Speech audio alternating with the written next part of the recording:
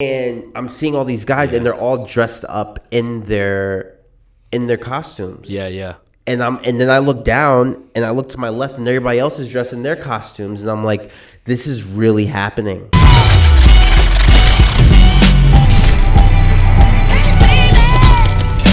What's up, guys? Today's guest is a professional tricker turned stuntman who was actually the first stunt double for Black Panther in Marvel's Civil War. Please welcome to the JAMCast, Mr. Gui Dasilva. Thanks, bro. Appreciate it. Quite an introduction. Yeah, that's pretty cool. I know. I've been like waiting and hoping that I would get to do a podcast. I should start getting paid for these little promos over here. Yeah, man, I think you should. Maybe you have a thing. You know? It takes me back to like my Red Bull days when I'm just like the hype man. Oh yeah, yeah. Which you were really fun though. I mean, yeah, that was your thing for a while. Yeah, for a long time. I was like, he gets to go to all these cool spots and gets to just be hype. Yeah, and I not only have the best seat in the house, but I got guaranteed pay every time. That's even better. Whereas my homies competing had to like win in order to get money. paid. But yeah, man, those Red Bull jobs are the best, man. Where were you just coming from? You just had a rehearsal? I just finished shooting a short that I've been doing. I've been doing a lot of little small projects recently, just to build more, I guess, working resume as a performer, as an actor. Okay. All right, cool. But still like martial arts stuff involved, or no? Oh, nice. I've been trying to trick everybody. Oh, okay. All right. We'll see what happens. All right, cool. Well, I'm sure we'll talk about that in some regard. Yeah. Before I forget, got to give a special shout out because Guy even called me out on this. Yeah, man, we're only like 7 podcasts in on here already, but we've been getting such a great response. And one of the coolest things was I got sent this book from someone that listened to episode 2, where I talked to Kyle Cordova about my fascination with magic. Yeah. So shout out to Jeremy Price, man, from the tricking community, who sent me this book called Magic is Dead, and it's a uncorrected proof. And yeah, I'm really excited about delving into it.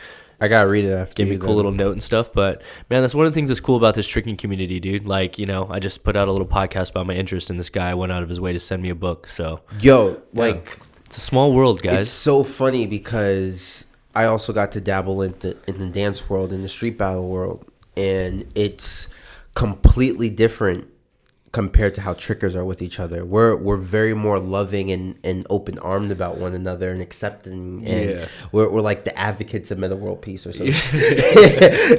And just a friend of mine pulled me over that I've known for years, and he's like, I hope my kids do tricking because of that. Yeah, I was like, cool, that's man. Cool. That's really cool. Yeah, it's really, really cool. It's like it's a dope community. And like I'm trying to like we kind of got removed, all of us, in a sense, not by choice, but because of work. So like all of us were very much into the community. We used to train all the time nonstop, and you get to a point where like this industry kind of takes over your time, and the career takes over your ability to do as much as you want to. So yeah, I wish I could try to go for like some of these tricks that I haven't been able, that I had a list of. Like I had combos I had lists of that I'm like, oh, I'm gonna smash this, I'm gonna get this, I'm gonna get that, I'm gonna do this, I'm gonna do that, then work. You should have been the first one to raise and back out. I should have been. Little Japanese kid beat you to it. So he did. Shout out to you, Shosei. Hell yeah, Shosei. Again, yeah, that was sick. I can't, like, hey, you gotta give props where props are due. You did it first. Life got in the way. He did it easy too. That was wild. Yeah, I don't understand ridiculous. that. It's a ridiculous move. Oh yeah, man. No, it's been crazy though. So I'm trying to get back into the community as well. These podcasts are a way of doing so. Just trying to like give back to people and share our perspective on work and life. And yeah, I'm also I just got invited to my first gathering, dog. Oh, what? Like, well, I've been invited to a lot, to be fair. I don't want anyone to feel disrespected. I've been invited to a lot of gatherings over the last few years, but I haven't been able to make it because of work. Yeah. But I'm going. I'm excited to announce here. So you heard it first. I'm going to Trick Different Quattro in Colorado Springs next month. April 18th to the 21st. Special guest along with myself will be Sam Kojo from Kojo's Trick Lab, Steve Tirada, pioneer and legend here from LA, and this guy named Michael Guthrie. I don't know. Who's that guy? I don't know. The goddamn goat. So no, it's good company to be in. And yeah, I'm excited because like the guy who runs the event, you know, he runs Pike's Peace Tricking on Instagram and stuff. He just has like a cool, unique perspective. Like he just wants people to come out and throw down like different type of combos and style and be creative and stuff. So yeah, Trick Different 4. If you get a chance, come through Colorado Springs in April. Colorado. Yeah. All right. Dope. Yeah. Maybe if I'm free, I can maybe slide in. I'm gonna be in Colorado for April 20th that weekend. Okay. Yeah. I like Colorado. I do like Colorado. That was a message for those out there that got it. Yeah. All right, moving on. Man.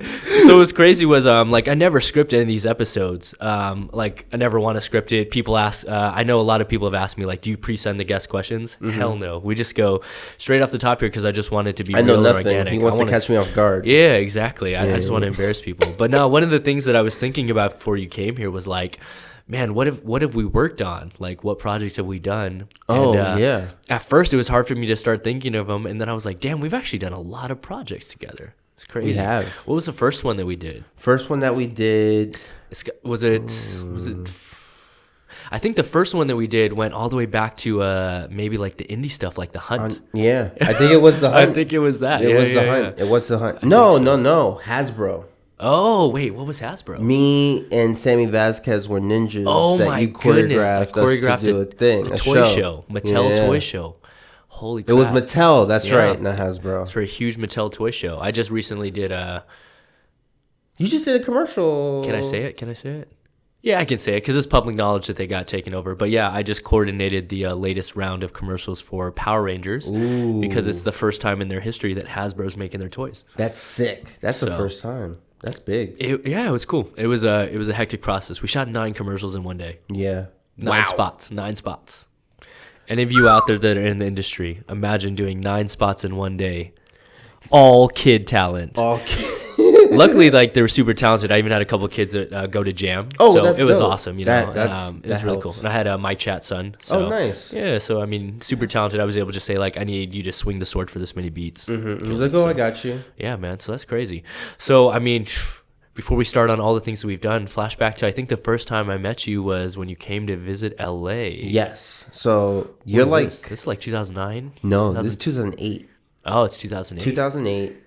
It was the summer of 2008. Dang. And I was like, I'm gonna go see what LA is about. I'm supposed to be there for 2 weeks, and I had arranged up that like I would stay at my big homie who was helping me with my dance stuff in New York. He was like, you can stay at my place because I'm in New York at the time. You can stay out there. I was like, okay, cool. He ended up having a whole bunch of other people around, so it kind of like made it really awkward and hard for me to live there. And I had met you at Jam one night, and we were just... White Lotus then. That's right. It was Lotus. White Lotus.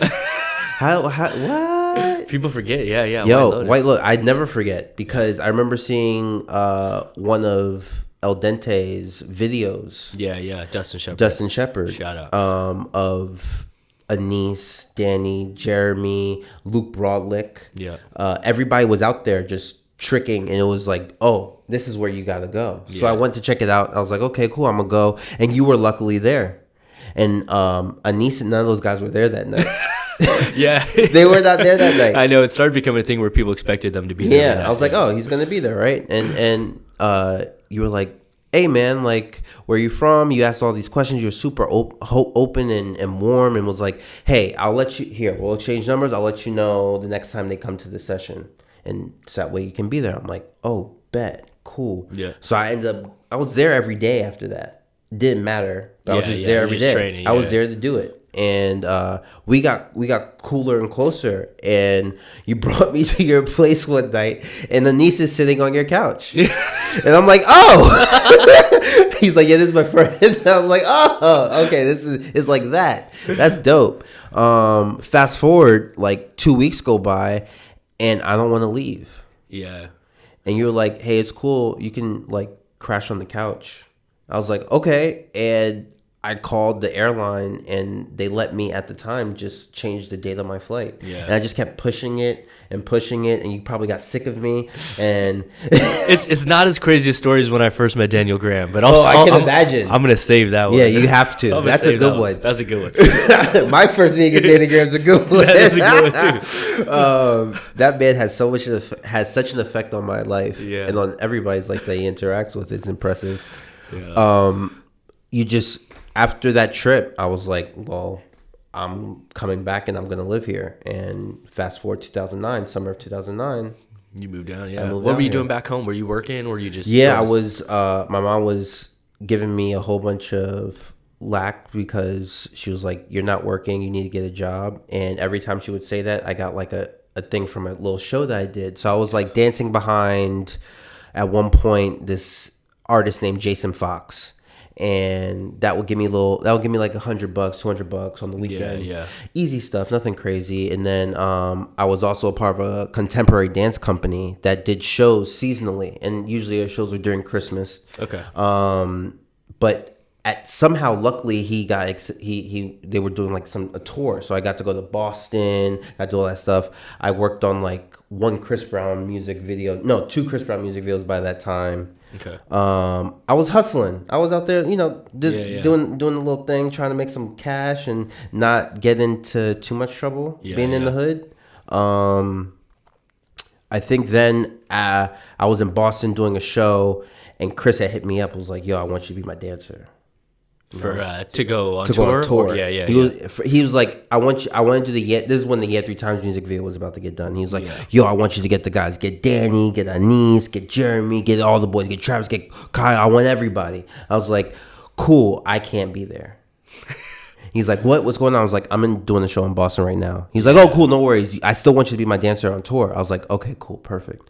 So I was like, yo, I hit up Kyle, I hit up Danny. I was like, yo, guys, because at the time we were all talking to each other because me, Kyle, Rudy Raynon, and Danny Graham were originally all moving together. Yeah. In North Hollywood, behind where XMA headquarters used to be. And it was like, okay, yo, you guys want to do this music video? They're like, yeah, of course. I was like, cool. Boom. Here's the contact. Set it up. Boom. I get to LA after doing the Boston stuff. They already done the music video. Looks amazing. They did a great job. And now I'm gonna be Chris Brown's dancer. And I'm like, okay, this is dope. We're gonna do this. We go to the first rehearsal. Canceled. Oh damn. Canceled. The show or the tour? The whole everything as of now, we don't know what the fuck is gonna happen. Okay. Right? Yeah. We were like, are we doing this? What's going on? He's like, yeah. It took a month, and then rehearsal started. Okay. We finally started getting into it. Yeah. The whole time I wasn't getting paid. I was gonna say it's scary times when you're broke. Yo, and you're first starting out. Yeah. Broke. Luckily, there's 4 of us in a 2-bedroom apartment. Yeah. Oh, I know. I know these days. We talked about the these hustle. days. It's funny. I always make the joke that me and Danny had to share the same room, and there was only one bed at the time, and I always had to be Lil Spoon. Yeah. People don't realize, man. Yo, it's you crazy, you did whatever you could, Yeah, and the cool thing is that trickers were that cool with one another that was like whatever. Like, nah, it's just cool, man. Like we all drive our cars now. Yep. Danny just bought his second house. Jeez, Like, everybody's cool. and everybody in that apartment complex is like booming. Yeah, no, it's awesome. Jeremy Marinas was in there. Yeah. Matt Emig, Nikki Stanley, Caitlin Deschelle, Mark Canonizado, Jake Strickland. Anise was there for a little bit. Yeah, Anise showed up. There was a lot of people in that little complex. Yo, it was crazy. Yeah. It was the most poppin', best time to go to the jam. It was crazy. Best time. Yeah, it was wild times back then. So what happened with that tour? Did you actually go on tour? We ended up going on tour. When's this? This is like 2009. This is 2009 September. Okay. End of September we started rehearsal. The show that we were going to do was going to be around Thanksgiving time. Okay. In Georgia, so we did all the rehearsal. I had to learn all the dances from square one. Then learn the show. Yeah. Which was pretty hectic at a time, especially for me, surrounded by a bunch of people who are amazing. I mean, the group that time, you had Randy Kemper, who's been dancing her whole life. Yeah. You have Hefaleka, you had Hefa, Tweeta, who is like prodigy child. Yeah, totally. Timur, who just got off of being on the This Is It tour. Kento Mori, who just got off of being Madonna. I forgot about Kento. Yeah, totally. And I'm just some kid from New York. Yeah, those are some industry dancers. Yeah. Those are like staples. They were like, they would get booked on all the videos, get booked on all the They did all the tours. work. Yeah, you call them, if more than likely you're lucky if they say yes because they're always working. So I'm in the room with them. And then you got Rich and Tone looking at me. And they're like, what are we dealing with right now? Yeah. Shout out to Rich and Tone. For real. They taught me. I had to learn, like, it's different. Like, a huge misconception, but it's also true that a lot of people higher up believe about professional dancers, like, oh, you do this in the club for free. Yeah. And I'm like, I would do the dancing part, but there's way more to it. There's a performance aspect to it. There's movement on stage. There's stage presence. You have to know where you're going, when you're going. You have to get out of your clothes fast enough, get into the other clothes quickly. You have to know what happens if there's an audible. Like, your pants might fall halfway through the dance, and you got to pick them up, and you still keep going. So there's a whole, like, idea of, like, the show goes on and on. You just keep, you have to be able to roll with it quickly. That's the hard work. Yeah, that's the instrument. Live shows are crazy. It's wild. So but crazy. the energy is like the best. Yeah. It's you can't so replicate. No, I haven't been able to find that, but it's cool. It's so, like, I got to live that. That's a super cool experience. Yeah. So how long did you guys tour for? 3 years. Dang. Yeah, that's a while. Yeah. Totally. Went to Australia like twice for like 2 months at a time. Okay. Did US, gone to Africa. Where else did we go? Australia again, Canada. Like, I got this. That was like my college. Yeah, you got to do that. You got to do all the award shows. Yep, all the award shows. Yeah, I was there when he got his Grammy. That was pretty cool. That's cool. I was like, yeah, fine. That's dope. Yeah, that's pretty dope. And CB is super talented, man. I know he's got, like, a lot of people are on the fence about him in a lot of ways, but, like, love him or hate him, this guy's so talented. Yeah, you have to respect that. He's broken so many records as far as music is concerned, especially in, like, a streaming era that we're in right now. Yep. The amount of views and sales that he still generates is absolutely incredible. Dude is, you can't deny talent. And not to mention, he is a raw athlete. Super raw athlete. The dude can play basketball. He can tumble. Yep. He can trick. Yep. For those of you out there, like, Chris Brown can legit trick. Like, he can. Yeah, he actually really can trick. Not just like throw a backflip. Like, he could throw some combos if he needed to. And we got to do a music video for him. Yeah, we did. We got to Fine by choreograph. Me. Yeah, Fine by Me. That was a lot of fun. Check that out online. Fine by Me is like a 4.5 music fight scene music video where Chris fights like 5 different bosses. Yeah, it's pretty cool. Sick. It's cool. It was a cool, fun set. Yeah, he pulled that off. Yeah, he did a good job. Like, I was like, okay, and he did it at 4 a.m. No big deal. I mean, he did make you do the cork though. He did because he was tired. Yo, we were all tired. That was a crazy shoot. All right, we can talk about this one for a little bit.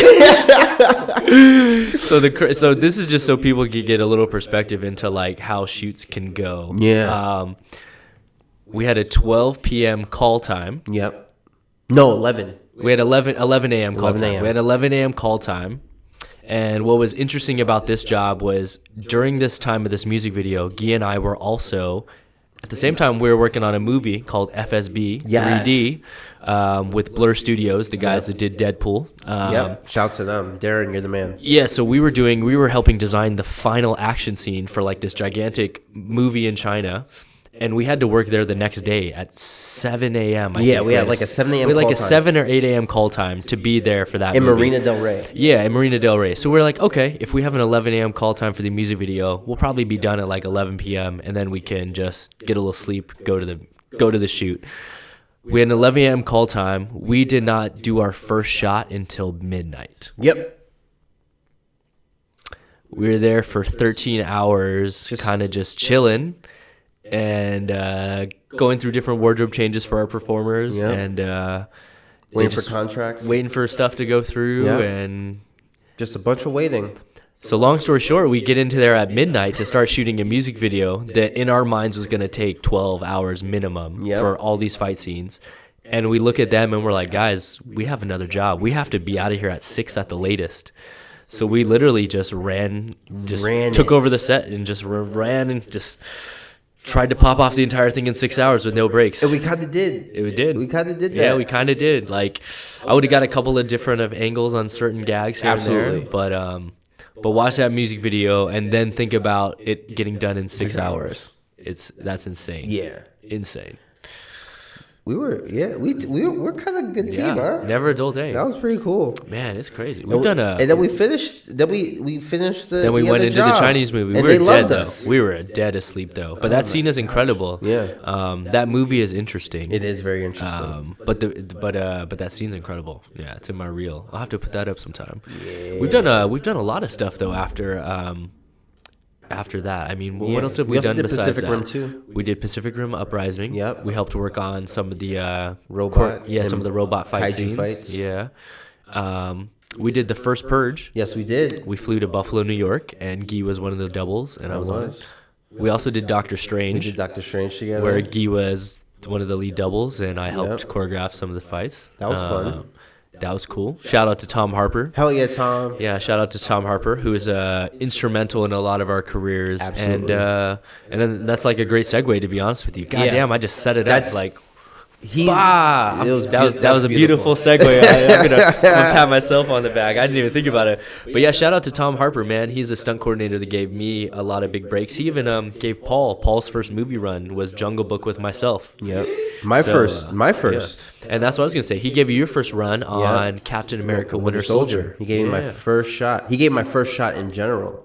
Really? He's the dude that was like, okay, we'll give him we'll let it. He had to give the okay. Yeah. I mean, to put you on the ND team. Yeah, to put me on the ND team, and it started with doing the hunt. Yeah. Doing other YouTube videos, working with people like Vlad Rimberg and Manny Manzanares, and 1,000 Pounds.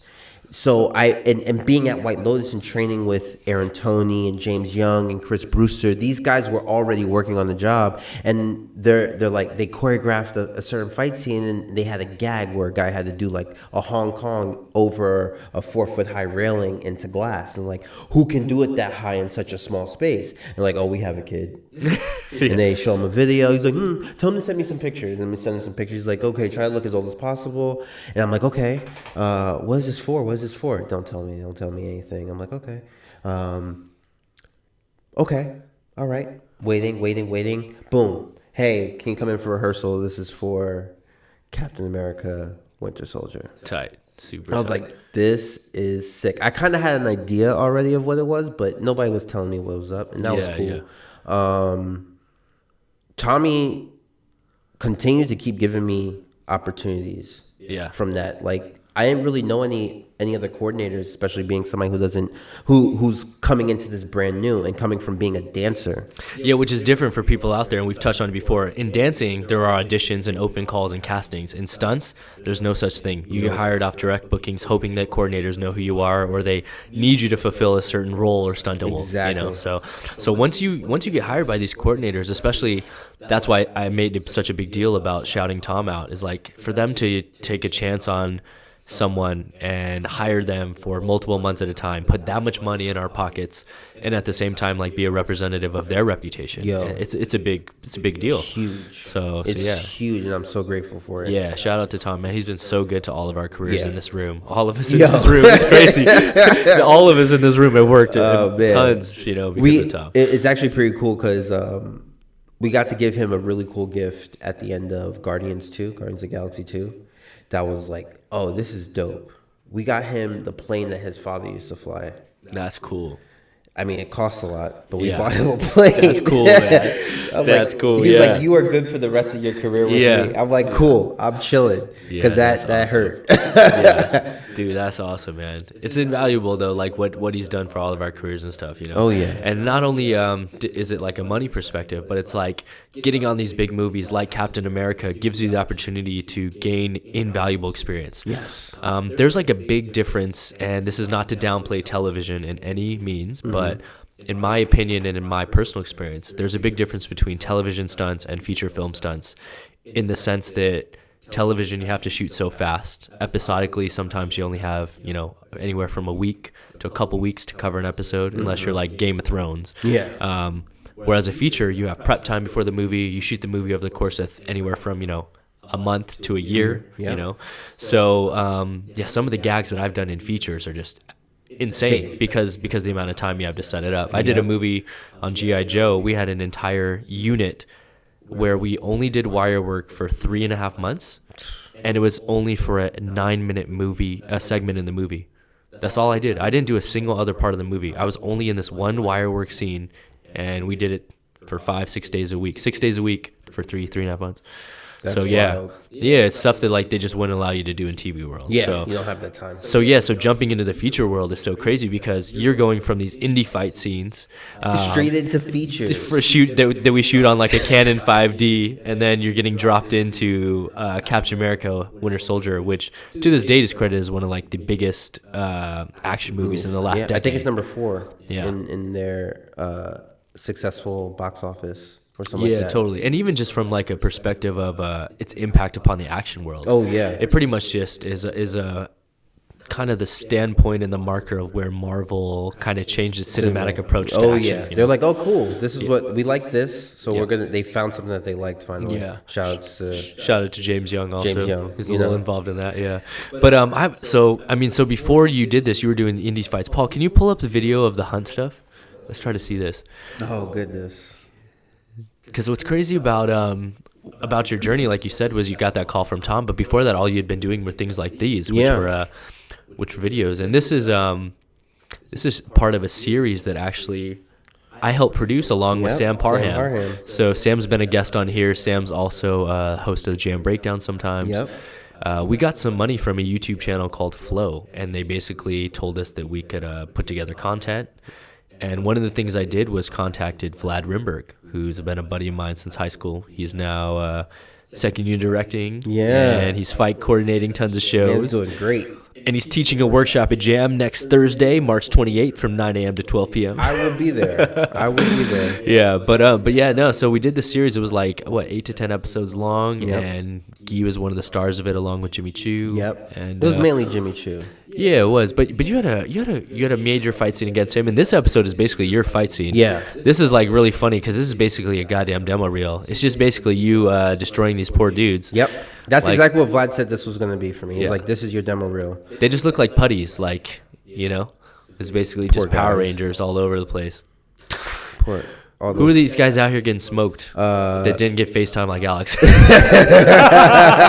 Noah Flether, Jatan, Master J, Jimmy Choo. Oh, no way. Jimmy's one of them? Jimmy's one of them. Damn. Hey, man, we did whatever we could. We're just... Matt Emig. Everyone was stoked to just get a little bit of money for these. Yep. It helped. This helped people eat for a while. Jimmy told me that. You know?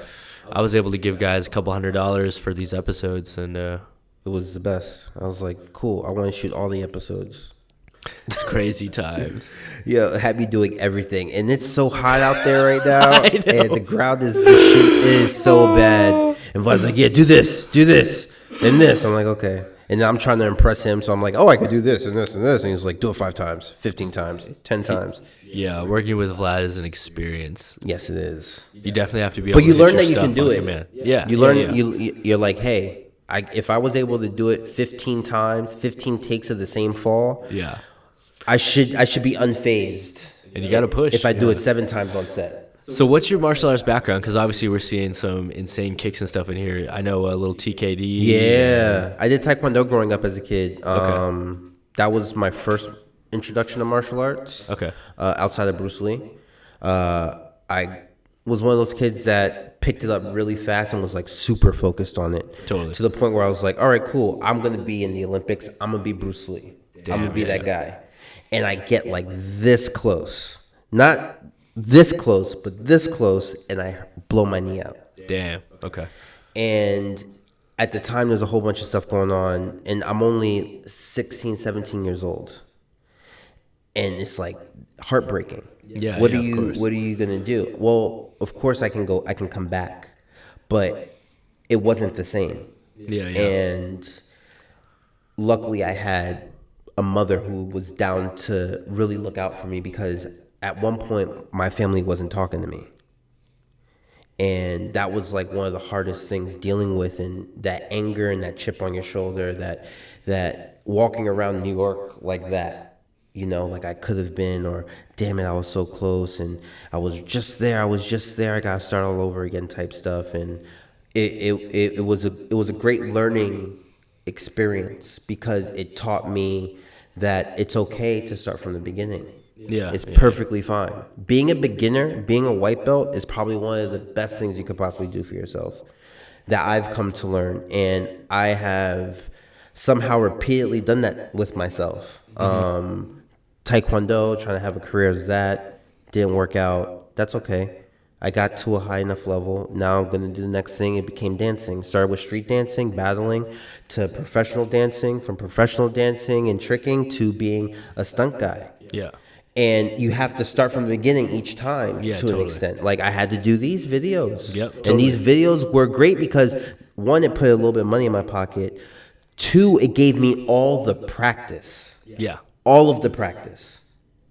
And 3, it got people seeing me. Yeah. Like, people totally. watch YouTube videos. 100%, man. People watch it, 100%. and it's something that people be like, "Oh, check this out, this kid," and like, "Oh, dope! I've seen what he can. I see what he's capable of doing." Yeah. You know, and that was like the biggest. Like, you just have to be willing to do that over and over again. Show people what's up. For a long time, I know you guys were just doing indie fights all the time on weekends, out there in the park. Every weekend in the park. Fun. It's crazy. James actually helped me make my first stunt reel.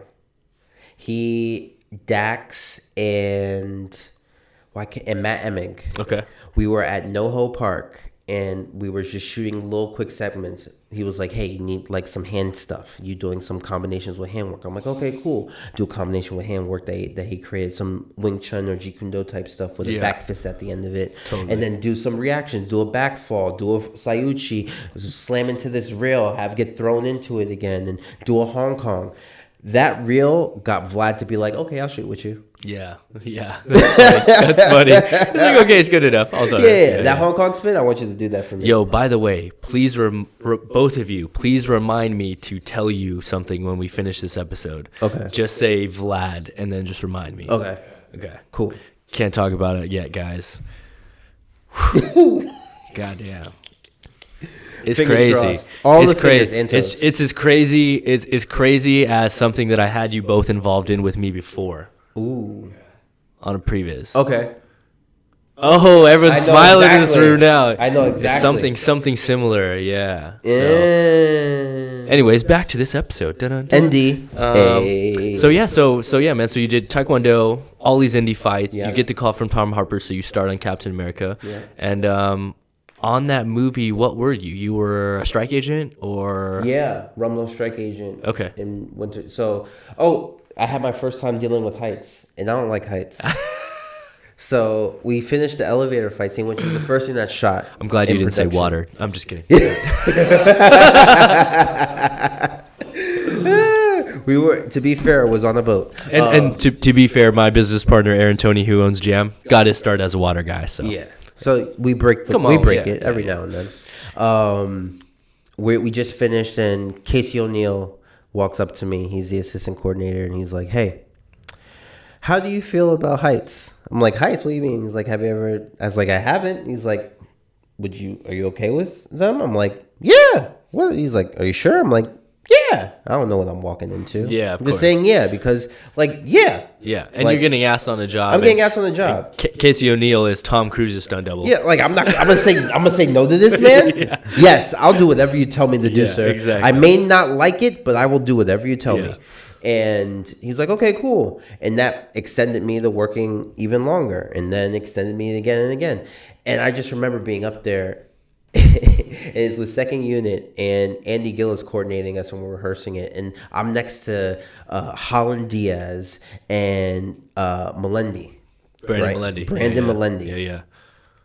And Holland is like Spider-Man. He put him on the line. He's the most comfortable. He was a Spider-Man. He was double. Spider-Man. Yeah, he was a Spider-Man. He was Spider-Man then too. Totally. So he had already been Spider-Man. So he looks great. Yeah. Melendi, he's a little bit more in the business than I am. He's at least dealt with rock climbing and stuff. He's totally. He rigs himself. Yeah, he rigs himself. Yeah, He's like, "Oh yeah, you just hitch that in and you put it into the gold tail. Perfect." Yeah. And I'm like, "Oh, what's all this stuff?" I'm looking up and it looks like, sacred geometry. And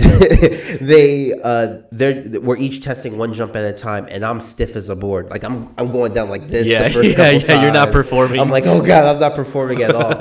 And the second director is under us watching because he just showed up.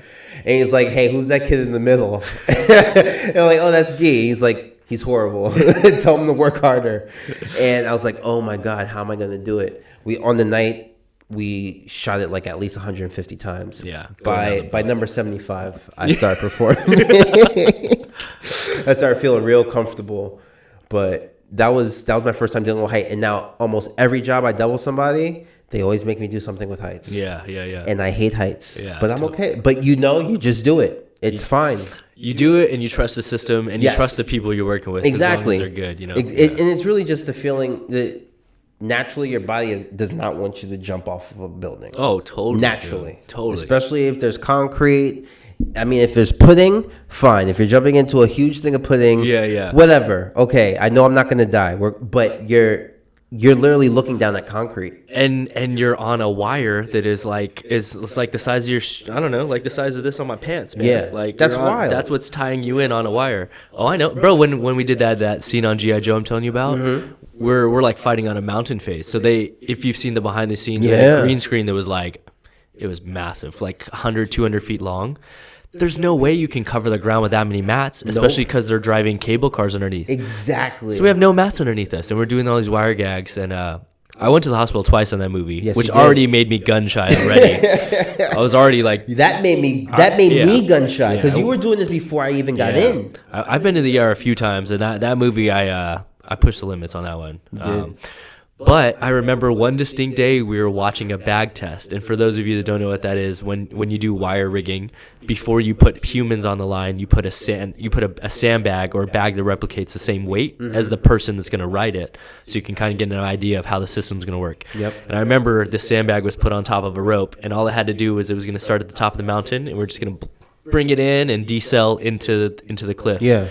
And they were like, all right, guys, we want you guys to come watch this bag test. All right, ready, and action. And they took off from the top from 40 feet high, and it hit the ground. And we all looked at each other, and we were like, who's next? Like, and that just when it was going. And fortunately at the time, me and Aaron Tony, my co-owner of Jam, had been doing so many of the other gags that shout out to Kerry Wong. He was like, you know what? I haven't been doing a lot of stuff. I'll take it, guys. Kerry Wong I was like, bless you, brother. We just saw a sandbag hit the ground from 40 feet. And you're going to be like, okay, I'll do it. I'm next. Yeah. And I remember we rolled on the take, and I'll never forget. They were like, ready? 3, 2, 1, action. And as soon as they yelled action, the whole time he went, oh, I'm okay. Yes. Oh, that's literally the feeling. Yeah. He vocalized exactly how it feels the whole way down. I was dying laughing. Yeah, I'll never forget that story. It's still good. That's a great story. Yeah, it was so good. So after you finish working on Winter Soldier, what's the next major film that you do?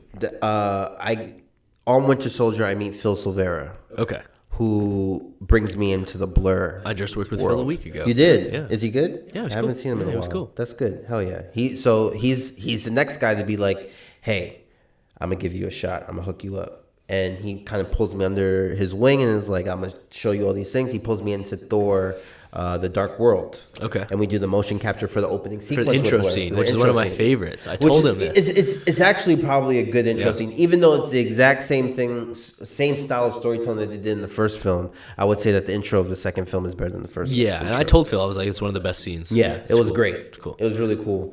And so he puts me in on that. And now I'm learning about the motion capture world. Yeah. And that's really cool. I'm like, oh, so you mean like I can do everything and you guys can paste a character on me? They can only put you as high as the ceiling in there. Yeah.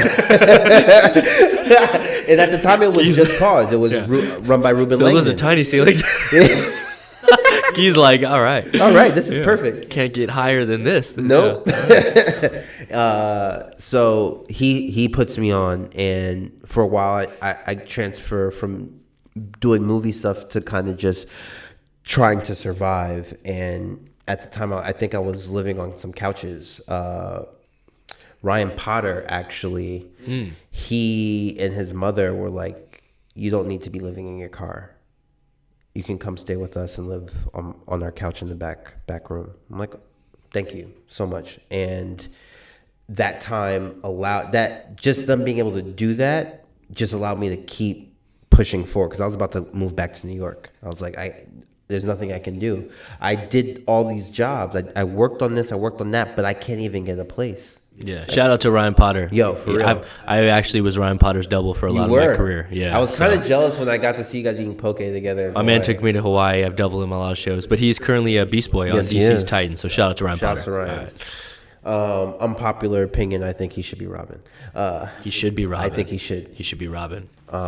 Even though I actually like the kid that they have. He's cool. He trains really hard. He's at Jam every day now. I've seen him coming up to the shoot, learning from Brendan the choreography. Cool. He's putting it in. But yeah, so they helped me out.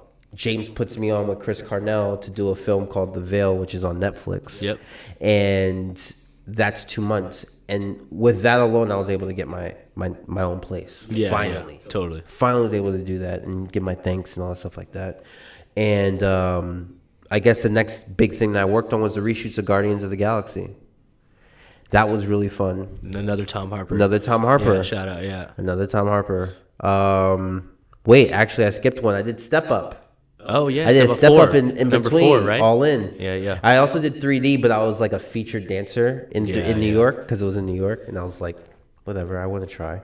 I did 3D. Yes, you did. Yeah, yeah. We were in the same movie. It's the first time, yeah. You get the same. I was actually the first time Tricker was credited in a feature film. Yep. So shout out to You and Luke. Brodlick. Me and Luke Brodlick, yeah. That's pretty cool. It's pretty cool. Yeah. Shout out to John Chu. He's an awesome John director. Chu is great. Yeah. He's grown so much. That guy is awesome. Good work. So I did Step Up, then did The Veil, then got to do Guardians reshoots, and it started to climb up and up and up, and I'm starting to do stuff. I'm starting to work on little things here, little things there. I get my first doubling gig, and I hear about the auditions through James that they're possibly auditioning doubles for Civil War, for the next Captain America film. He's like, I can't tell you what's it for, but I know that Sam is the coordinator. He knows who you are.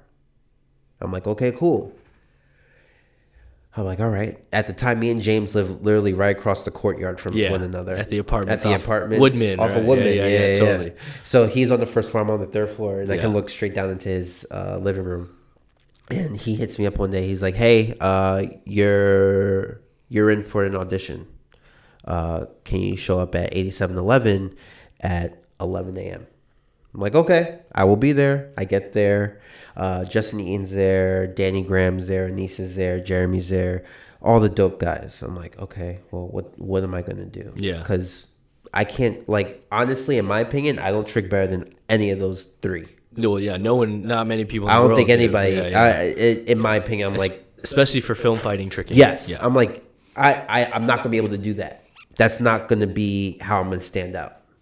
So they're like, they tell us what it is. They're like, okay, so this is Civil War. We want you to be, they point at Danny, you'll be Iron Man, you'll be Captain America, you'll be, and they point at me, you'll be Black Panther. I was like, Black Panther? What do you mean Black Panther? Yeah, yeah. In my head, I'm going crazy. Because this is the first introduction in the world. This is the first introduction. They're like, all right, let's see what they give us some choreography. And I'm like, okay, cool. The thing that I'm gonna do is I'm gonna perform. I'm gonna act like I have claws. I'm gonna do all the stances. I'm gonna do everything that I think Black Panther would look like, and I think that's why I got the job, because I focused on the character. Yeah, yeah. I focused on the ability, and I was like, this is what we do. We have to we have to portray the character while performing, while doing the dangerous stuff. Totally. You know, the actors, they do the same thing with remembering the character, living truthfully in the imaginary world of the script, but they have to remember the dialogue and what they're trying to invoke. Yeah, yeah. Totally. So it's just it's a swap, but it's almost exactly the same. Did you shoot that test fight? Was that before? Was that for this one or no?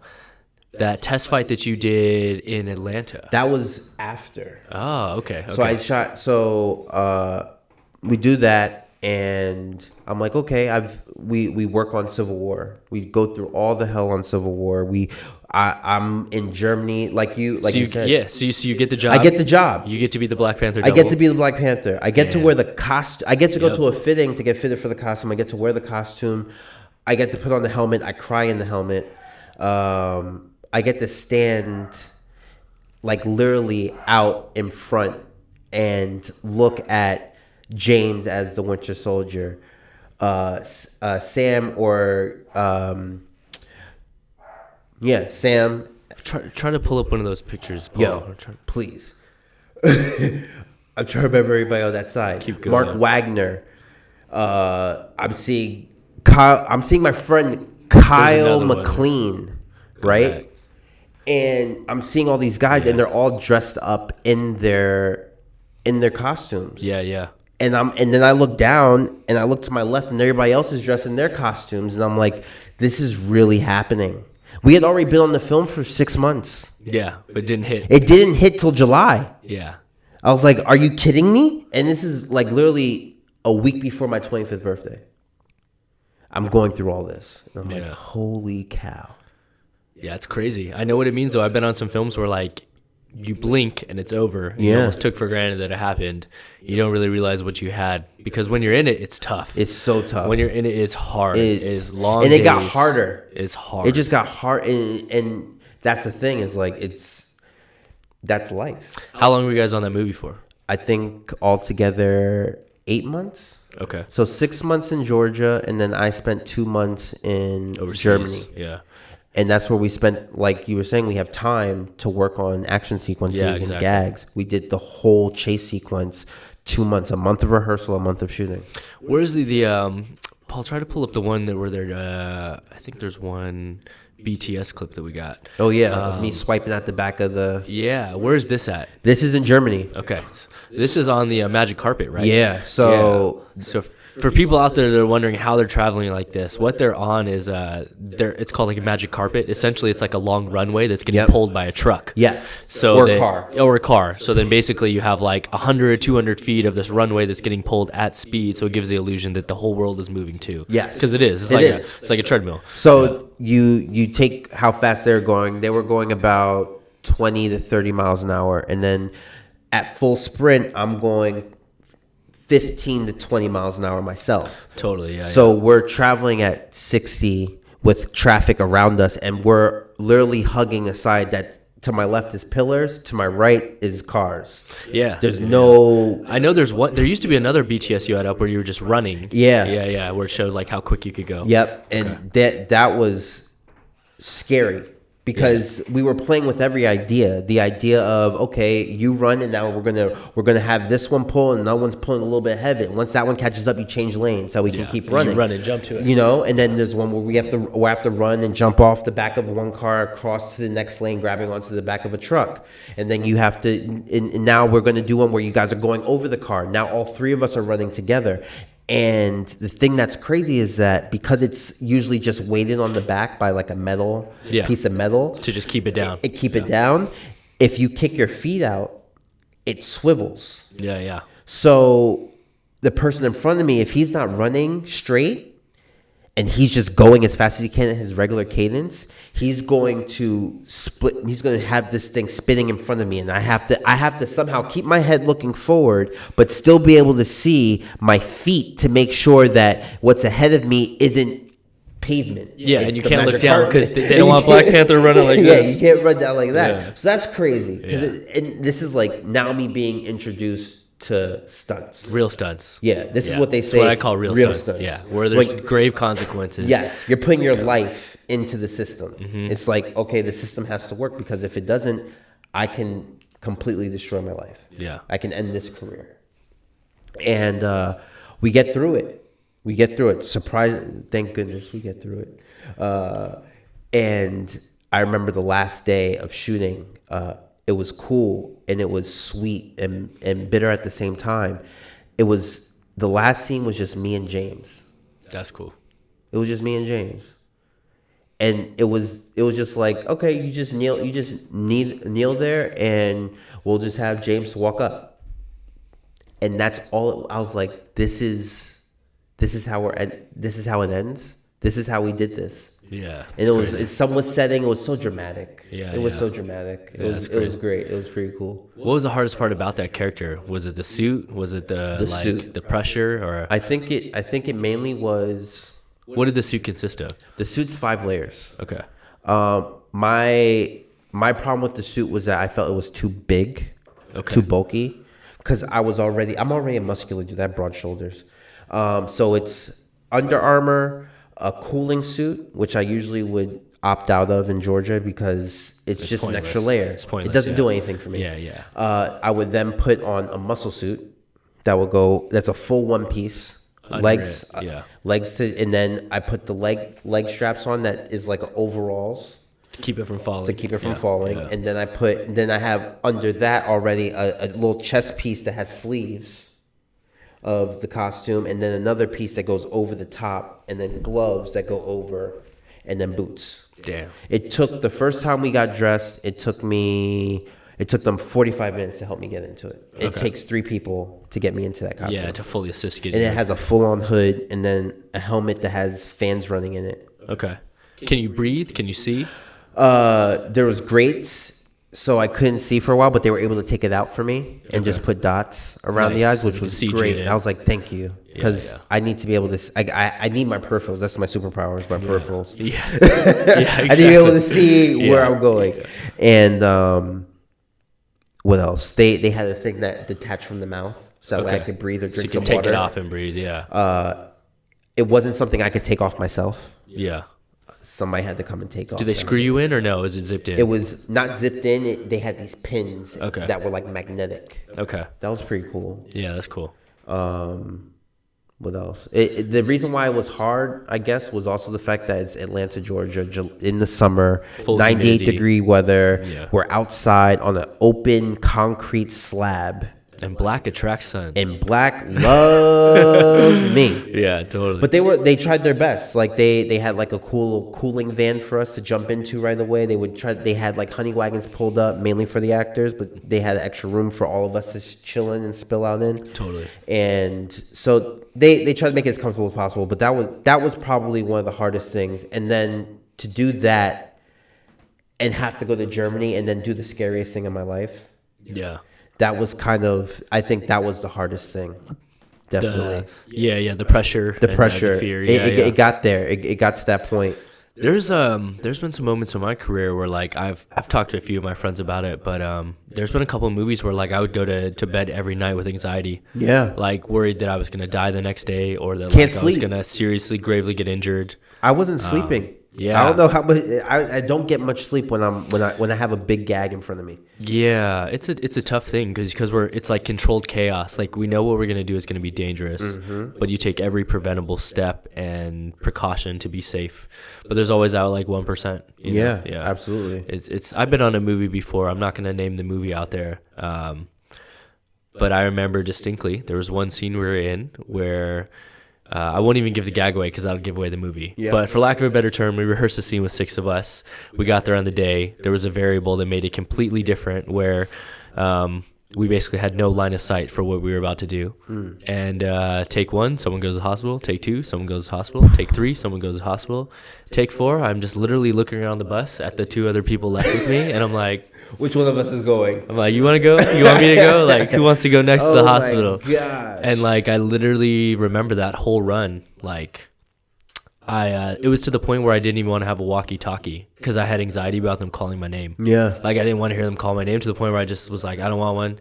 And I would just wait for people to like yell my name, which was a running joke because they called me for every scene. So of course, yeah. But because you kill it. We the only way that we're able to get, I feel, to the level that we're at is due to our ability to take pressure and use that energy to properly. Yes, and like I said, like the only way that I learned this was being put in these hot spots. Yep.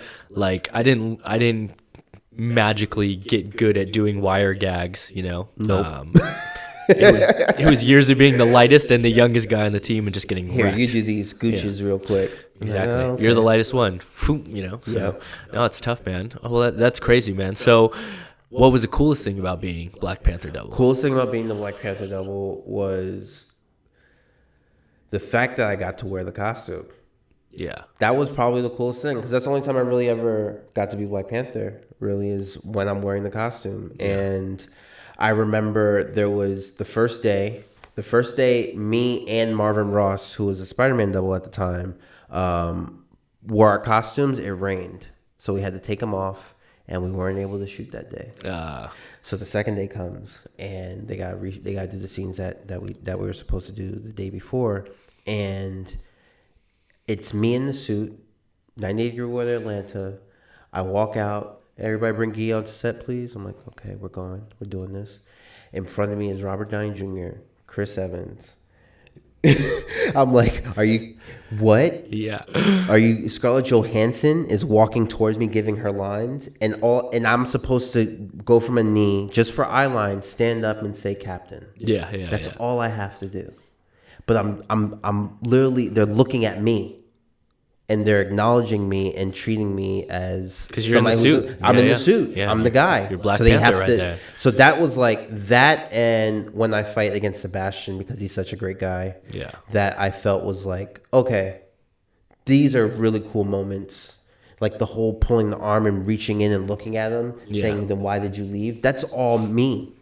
I get to do that. Yeah, that's cool. That's tight. That's cool. Yeah. Yeah, that's one thing that's unique about like the suit work stuff is that like, shout out to the actors that are doing their jobs. Obviously, Robert Downey Jr. is an incredible actor. Oh yeah. But like, he's not doing that stuff in the suit. No, he's not. He turns 6 feet tall when he's wearing a suit. He's Iron Man when he's outside, when he's Tony Stark, and he's Iron Man where they just show his face inside of the suit. Exactly. And he's like controlling the This is the extent of his Iron Man. Like looking around, looking up, like It's like, what's over there? Yeah, exactly. But that's hard acting. It's hard, but that's the thing. Yeah. So props to them. It's like they do that, and then we kill the stuff in the suit, but it all blends together. It all blends beautifully. Just make these characters look good and make Marvel a shitload of money. Yeah, money. Man, shout out to Marvel. They're killing the game. They are. Yeah. I don't know how I feel about their Eternal thing that they're doing. But about the stream, what are you talking about? They're doing they announced doing a movie called Eternal. I thought you said internal stuff. No. Eternal. Okay. Eternal. Yeah. I'm just. I need to. I guess I need to read the comics more about that one. I haven't even heard about this one. Yeah, they just announced it. It's with the girl from Stranger Things and the handsome. Which girl from Stranger Things? The Bobby. The 11. Yeah. Okay. And the guy who you worked with on Fast and Furious. The brother of Statham. Statham's brother. Oh. That actor. I didn't get to work with him. He's the guy that dies in 6. Oh yeah. I didn't work on 6. Okay, I did 7. I thought no, he doesn't die. Oh, he gets put in jail. He gets put in jail. Yeah, he gets put in jail. Yeah. I thought he came back in that one. Yeah, but Statham is his brother in 7. Yeah, I worked on 7. exactly. Okay. So that guy. Yeah. So it's them. But I'm just like, What I'm excited about with Marvel is the new Disney streaming platform. Yeah. Which basically, if you haven't noticed out there though, they have pulled all the shows. If you're a Netflix fan, you may have noticed that all the Marvel shows and all the Disney stuff starting to go. Yep. And that's because Disney's launching their own streaming platform. And I heard one of the coolest things about that, though, is because they're going to need so much content, is they're going to start delving into new series for characters. I heard there's a Falcon one. Yep. So I wonder if there'll be a Black Panther one. Could be a possibility. Well, he has movies. Yeah, I feel like they're not gonna try to waste him on the move. With that, he might pop up every now and then, but I don't think. Yeah. I think it'll be really cool to see a Blade. That'd be cool. I think it'll be really cool to see a Blade. I'm really excited to see Cloak and Dagger. Okay, that sounds fun. I hope that they bring back like a Luke Cage Iron Fist, but as a buddy thing, because I feel like that's kind of fun, and that's what the comic books were like. Okay. I really think it's time for us to have a Black Widow. We need something Black Widow. I think there is a Black Widow series they're talking about. Really? I think so. Okay, cool. I think potentially I heard Falcon and Black Widow. Could be wrong, but we'll have to check that out. Okay. Yeah. Like, Paul, check that on Google. See if there's a Black Widow series in the mix for Marvel. That'd be cool. Or a movie even. Or something. They gotta catch up. They need I feel like Captain Marvel is great, but everybody's been waiting to hear about Black Widow. To be honest with you, too, Captain Marvel, I don't think it did as well as people hoped it did. Yeah. I don't think it got the press and acclaim that they were hoping it would have. No. Yeah. I felt like that was their little reach, that it was like, oh, maybe. Yeah, it's surprising because they've had such great success in the last few years that, you never know. What I guess, it's just not the right sauce. What's the saying called? What year is this? Full cast and crew. Oh, okay. It was updated in July. Interesting. Okay. Maybe not then. Well, I hope so. Interesting. Yeah. Oh, her solo movie. Yeah. But I love comic books. Yeah, totally. I'm all about the comic books. I actually read a lot from time to time. That's why I want to read this book when you get a chance. Once you're finished. That sounds amazing. I need to catch up to Marvin's speed. Never. Yeah, shout out to Marvin Ross. Yeah, he's so good at magic. So I know one of the things you've been focusing on a lot recently is acting. You got to go to an acting class in a little bit here. Yeah. So we won't keep you from that. But, Thank you. But yeah, what you trying to focus on these days? Right now, I'm just focusing on doing the acting stuff. I want to do it all. My heroes are Bruce Lee, Jackie Chan. So my goal, I guess, is to be of that to someone else, to help at least one other person to kind of tell a story, and to show people from my hood and from other hoods around that have been in similar situations that you can still do it. Yeah. You can do whatever you want. You can, it doesn't matter what everybody says about you. You can, if you actually put in the work, you really take the time and really love what you're doing, more than likely you're going to get to a level where you can live and do it. I'm going to ask you, just because you have a unique perspective on this, is a kid growing up in New York right now, listening to this podcast, whether he's a tricker or he's an actor or movement artist, what advice would you give to him back in the New York scene to get started? Is it similar to the stuff out here in LA, like create a resume, headshot, and reel? Or I feel like, yeah, but I feel like the newest thing now that people didn't have back then, even before us, was the technology. Go shoot something. You can shoot a short or even acting scenes that look good and dynamic with iPhones now, with the stuff that's in your pocket. Totally. So the only way to get good at something is to actually practice doing it. That's how I feel. And that's what I plan on doing, is like, well, just like with the stunts, I got good at it because I was shooting it all the time. Yeah, yeah.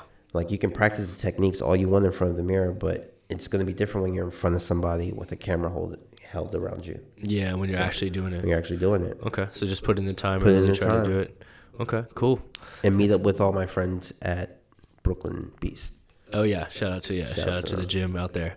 Yeah, if you're looking for a spot to train, that's like the East Coast version of Jam. Yeah, people. They even have a purple floor. Yeah, it's cool. They saw you and was like, hell yeah, we'll do that. It's crazy to see, man. It's crazy to see all these gyms around the world. All right, cool, man. Well, I know you got to go to an acting class, so I don't want to keep you too long. We'll bring you back in the near future for some stuff. Is there anything coming out soon that people can look out for? Well, Paper Tigers, everybody knows that's coming. Well, they don't, so tell them about it. You're looking at that camera right there. Well, you know, about Paper Tigers. Paper Tigers is going to happen this year. It's going to be in production, so that's coming out soon. So look out for that. The cast, actually, sounds pretty sick. I can't say anything about it yet, but that's what's going on. Okay, and where can people follow you online? What's your socials? Shout them out. Follow me on Instagram at Gui Dasilva, or you can follow me on Twitter, Gui Dasilva back. And it'll be right here like that. Yeah, we'll throw it up on there. Bam. Awesome. Hell yeah, man. Well, thanks for coming through. We'll definitely bring you back when you got some more time. And yeah, we definitely got a lot more to talk about. We should go get sushi soon. Yeah, we should. Sushi. We should at some point. Work's been crazy. Your lifestyle. No excuses though. Awesome, man. Well, thanks, Gui. I really appreciate you coming through. And yeah, man. Looking forward to a lot more times where we can reminisce on some stories. We didn't even crack into the surface of some. I feel like there's so much more to talk about. Yeah, oh my goodness, insane. There's so much stuff to talk about. But yeah, man, shout out to everyone out there, and special shout out to everyone that's been listening to these JAMCasts. We've been getting a great response. It's been doing good. Shout out to people like Jeremy Price that have been listening, and we have an event that I actually want to shout out that's coming out. I believe that is on April 13th. Is that correct, Paul? Yeah, shout out to Project X, April 13th. It's a tricking event that's happening up north in San Jose, California area. It's being thrown by J.R. de Guzman of the tricking community. He's bringing up Steve Tirada as a guest. Okay. So Steve is just touring. Steve's just doing it. He's all over the place. He's a legend, dude. He's a legend. So did you hear about his movie? Yes, it did really well at Film Festival. Yeah, he actually mentioned it on his JAMCast episode. Sweet. So for those of you that watched Steve Tirada's JAMCast episode, that movie did really well at a film festival. So there's a lot of buzz going on. That's tight. Yeah. Hell yeah. So check out, if you want to see Steve Tirada, meet him in person, head up to Project X. Shout out to those guys up north. They've been doing it for a long time.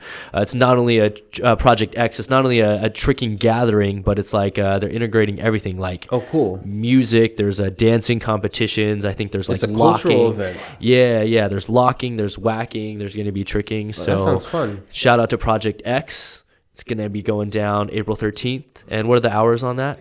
From 3 p.m. to 10 p.m. So I think you can get more information over on Facebook. Yeah. So go through Project X. Yeah, man. And on behalf of us, man, hope you guys are liking all the content. Continue to subscribe and like and below. Leave a comment on who you guys want to see on the next JAMCast. We get a lot more planned for the future, and we're going to stay consistent on these things. So every Monday, brand new Jam breakdowns, looking at the top clips in the movement. industry and over the past week, and then every Friday new JAMCast with influential guests in the movement world, and every Wednesday you'll catch us dropping like a little something special every so often, whether it's like a jam tricking clip, or behind the scenes. Do you sleep? Sleep when I'm dead. We should talk about that next one. We should talk about sleep, how much sleep you're actually getting. I don't really sleep, man, but we live in a day and time where we have way more opportunities than our parents did. Truth. And I'll be damned if I don't try my best to make it. I feel you on that. Everyone says I made it, but I'm like, nah, until mom and dad aren't working and everyone's fully good, I'm still working. So, yep. Hell yeah. Special shout out as always to Mr. Paul Whitecotton behind the switcher app, throwing it down. Yeah, Paul, you're the best. With the quick fingers. Shout out to Gui Dasilva for coming through and sharing his stories. We'll bring him back in the near future. And shout out to all of you guys out there that are supporting the JAMCast. If you guys have any thing that you want to see on here, feel free to leave a comment below. Video submissions for the Jam Breakdown to videos@thejamcast whenever you want to send those over. And hopefully we'll be seeing you guys back here very soon for a future episode. Oh, yeah. With that being said, shout out to Paul Whitecotton, shout out to Gui Dasilva. I'm your host, Travis Wong. Thanks for joining us here on another JAMCast. Until next time, we will see you all soon. Peace.